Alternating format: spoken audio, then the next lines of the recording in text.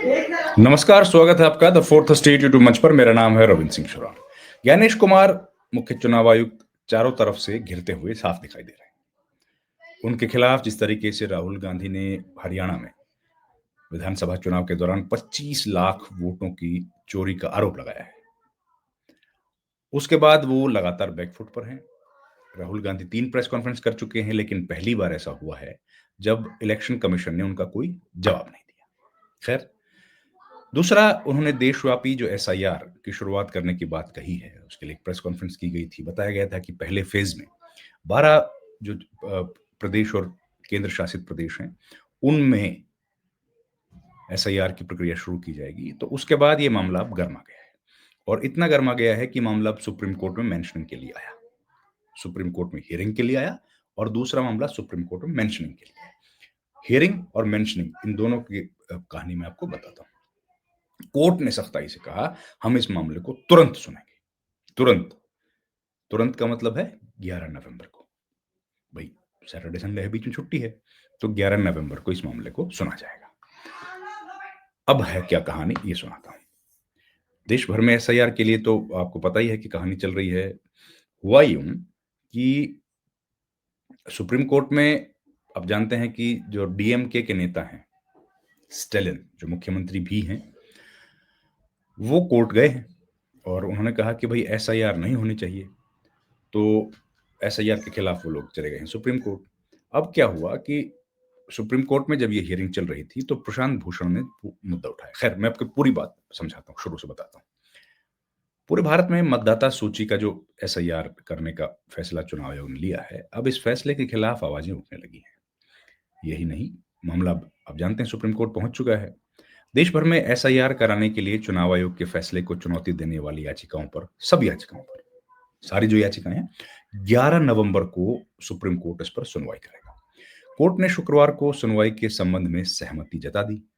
अब आमतौर पर तो ऐसा नहीं होता है ना, आप जानते हैं कि सहमति जल्दी है, क्या जल्दी है, इस तरह के कई सारे सवाल पूछे जाते हैं। पर हुआ क्या, प्रशांत भूषण जो है एडीआर की तरफ से पेश हो रहे थे। एडीआर आप जानते हैं, association of for democratic reforms, उसके अधिवक्ता के तौर पर पेश हुए। उन्होंने कहा कि भाई ये मुद्दा बहुत बड़ा है। प्रशांत भूषण तो आप जानते ही हैं, वरिष्ठ वकील हैं। ये मुद्दा बड़ा है और ये लोकशाही की जो जड़ है ना, रूट्स, वहां तक असर करने वाला मुद्दा है। तो ये कहां बात हुई, ये सुप्रीम कोर्ट में जो कोर्ट नंबर 2 है। कोर्ट नंबर 2 आप समझिए, आप जानते हैं, मैं फिर repeat at the cost of reputation, आपको तो जानकारी में है ही। कोर्ट नंबर 1 जो होता है, वो होता है चीफ जस्टिस ऑफ इंडिया का। कोर्ट नंबर 2 किसका होता है, जो हियरार्की में नंबर 2 पर होता है। मतलब अगर समय रहेगा तो वो व्यक्ति दूसरे, इस प्रेजेंट चीफ जस्टिस के बाद नेक्स्ट चीफ जस्टिस बनेंगे। तो कोर्ट नंबर 2 जो है, अब जो कोर्ट नंबर 2 है, वो है जस्टिस सूर्यकांत का, जो कि इसी नवंबर के महीने में बनने वाले हैं भारत के मुख्य न्यायाधीश। तो उन जस्टिस सूर्यकांत और जस्टिस जॉय माला बागची, इन दोनों की एक पीठ है। उसको बोल, 2 जजों की जब पीठ होती है, उसको खंडपीठ बोला जाता है। ये जो खंडपीठ है, ये इस मामले की सुनवाई कर रही थी और इसके सामने मेंशनिंग हुई। तो उसमें बताया गया कि भाई 11 नवंबर को इन याचिकाओं पर सुनवाई करेंगे हम लोग। कोर्ट ने कहा कि भाई 11 नवंबर से कई महत्वपूर्ण मामले हालांकि सूचीबद्ध तो हैं, लेकिन ये भी महत्वपूर्ण मामला है। तो जो अन्य मामले चल रहे हैं, उनके साथ हम कोशिश करेंगे कि इनको जोड़ दिया जाए, सूचीबद्ध, समायोजित कर दिया जाए, क्लब कर दिया जाए, ऐसा उन्होंने कहा। अब हुआ क्यों तैयार, आमतौर पर तो नहीं होता है। प्रशांत भूषण ने कहा कि भाई मामले की तत्काल सुनवाई होना इसलिए जरूरी है क्योंकि विभिन्न राज्यों में एसआईआर प्रक्रिया शुरू हो गई। आप जानते ही हैं, ये तो घोषणा की थी। ज्ञानेश कुमार ने एक प्रेस कॉन्फ्रेंस की थी और बताया था कि भाई हम लोग शुरू कर देंगे, वो शुरू हो गई है। कोर्ट बिहार की एसआईआर के मामले की सुनवाई तो कर ही रहा है, और उसकी वैधता को जो चुनौती दी गई है, वो आपको सब जानकारी में है ही। पहले ही वो चालू है सुनवाई, कई सुनवाइयां उसकी हो गई। फिर कोर्ट ने बिहार में मतदाता सूची के जो एसआईआर की कवायद को सटीक बताते हुए, निर्वाचन आयोग ने बोला कि भैया ये बिल्कुल सटीक है, और न्यायालय से 16 अक्टूबर को कह दिया था कि याचिकाकर्ता कौन है। याचिकाकर्ता जो है ना, वो राजनीतिक दल और गैर सरकारी संगठन हैं, जो केवल इस पूरे प्रोसेस को बदनाम कर रहे हैं। अब जो ज्ञानेश कुमार हैं या चुनाव आयोग के वकील हैं, वो लोग ये नहीं बता रहे कि अब जो टेलीविजन कैमरा पे सामने आके, न्यूज चैनल्स के सामने आके, या यूट्यूब्स पर या अलग अलग जो मीडिया प्लेटफॉर्म्स हैं उन पे आके सामने खड़े होकर पोलिंग बूथ के सामने अपने हाथों में आइडेंटिटी कार्ड लेकर जो लाइन लगा के लोग खड़े हैं और कह रहे हैं कि हमारा नाम कट गया है, वो लोग कौन है? कौन है वो लोग? उनके बारे में तो कुछ नहीं बताया। राकेश द्विवेदी उनके वकील हैं, उन्होंने कुछ नहीं बोला। खैर, ये हुआ। उसके बाद अब कोर्ट ने कहा कि भाई 11 नवंबर को अपन इस पर सुनवाई करते हैं। आयोग ने एक और भी कहा था, बात बताई थी कि ये भी कहा था कि अंतिम मतदाता सूची के प्रकाशन के बाद से नाम हटाने के खिलाफ किसी मतदाता ने एक अपील भी दायर नहीं की है। अब अपील दायर नहीं की का क्या मतलब है? अपील दायर नहीं की, लेकिन तो भी तो लोगों के नाम कटे ना। वो लोग कौन है? उनके प्रति कौन जिम्मेदार है? उनके प्रति कांग्रेस जिम्मेदार है? उनके प्रति बीजेपी जिम्मेदार है? आरजेडी नीतीश कुमार जिम्मेदार है? ये लोग जिम्मेदार नहीं है। इसके लिए जिम्मेदार इलेक्शन कमीशन है, क्योंकि में वोट डलवाने की, हर व्यक्ति के वोट डलवाने की जिम्मेदारी चुनाव आयोग की है। साथ ही उसने कहा कि याचिकाकर्ताओं की इस आरोप का भी खंडन किया था इलेक्शन कमीशन ने कि भाई महीनों तक चली जो एसआईआर प्रक्रिया है, उसके बाद हमने जो लिस्ट तैयार की है, वो अंतिम मतदाता सूची में मुसलमानों को अनुपातहीन तरीके से बाहर करने का जो आरोप है, वो गलत है। ये बात कही थी उन्होंने। उसके बाद क्या हुआ कि कोर्ट ने 30 सितंबर को बिहार की अंतिम मतदाता सूची प्रकाशित कर दी थी। कहा था कि इसमें मतदाताओं की कुल संख्या 47 लाख घटकर 7.42 करोड़ रह गई है, जो निर्वाचन आयोग द्वारा मतदाता सूची के विशेष गहन पुनरीक्षण से पहले 7.89 करोड़ थी। अब कौन ये घटे हैं, इनके बारे में बताया गया कि इनके या तो देहांत हो गया या परमानेंटली शिफ्ट कर गए, या इनका 2 जगह नाम था। इस तरह की कहानियां बताई गई। 2 जगह नाम वाले लिस्ट तो हम लोग देख ही रहे हैं। राकेश सिन्हा जैसे लोग या बीजेपी के कुछ एक और जो दूसरे नेता हैं, अलग-अलग पदों पर हैं, वो लोग तो 2-2 जगह वोट डाल रहे हैं। और हमने तो देखा कि शांभवी चौधरी जो कि सांसद हैं लोकसभा की, हैं तो वो लोक जनशक्ति पार्टी से, लेकिन वो तो दिखा रही हैं दोनों उँगलियां। 2 उँगलियों पर उनके तो निशान लगा है। यहाँ पर भी इंडेलिबल इंक लगी है और यहाँ पर भी लगी है। तो पता नहीं क्या है कहानी। उन्होंने 1 बार वोट डाला कि 2 बार डाला।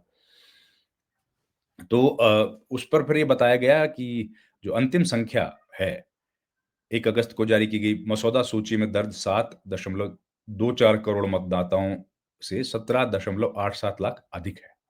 यानी कि कुछ लोग ऐड किए गए। कारण वही है कि किसी की डेथ हो गई है, मृत्यु हुई है, प्रवास हुआ है, मतदाताओं के डबल के कारण 65 लाख मतदाताओं के नाम मूल सूची से हटा दिए गए। तो वो बात हम लोग पहले भी आपसे चर्चा कर चुके हैं। तो 21.53 लाख नए मतदाता जोड़े गए, जबकि 3.66 लाख मतदाताओं के नाम हटाए गए, जिसमें कुल मतदाताओं की संख्या 17.87 लाख की वृद्धि हुई है। बिहार में 243 सदस्यीय विधानसभा जो 121 सीट पर पहले चरण का मतदान हो गया बृहस्पतिवार को, उसमें चुनाव आयोग की पोल खुल गई थी। इस तरीके से वहां पर जो वोटिंग हुई है, जिसमें कितने सारे लोगों ने कहा है कि हमारा वोट कट गया, उस पर इलेक्शन कमीशन की अभी तक कोई इन्फॉर्मेशन नहीं आई है। जबकि जो बचे हुए 122 निर्वाचन क्षेत्र हैं, उस पर 11 तारीख को मतदान होगा। उसी दिन ये सुनवाई होने वाली है और गिनती 14 नवंबर को होनी है। अब एक और कहानी है इसमें। 11 तारीख को मतदान है, उससे एक दिन पहले सोमवार को क्या होगा? सोमवार को होने वाला है लालू प्रसाद यादव, तेजस्वी प्रसाद यादव, राबड़ी देवी की कोर्ट में पेशी। मामला चल रहा है ना, वो जमीन के बदले नौकरी, वो मामले की सुनवाई होने वाली है। खैर, अब ये 25 लाख का जो मामला था, सुप्रीम कोर्ट ने कह दिया है कि भैया अब हम करेंगे सुनवाई 11 नवंबर को। आमतौर पर क्या होता है, कोर्ट वैसे तो कोर्ट फैसला कर सकता है कब उनको सुनवाई करनी है। आमतौर पर ऐसा होता है कि कोर्ट इतना जल्दी सुनवाई नहीं करता है। कोर्ट थोड़ा डिले कर देता है, या जब भी समय रहता है कोर्ट के पास तो सुनवाई करता है।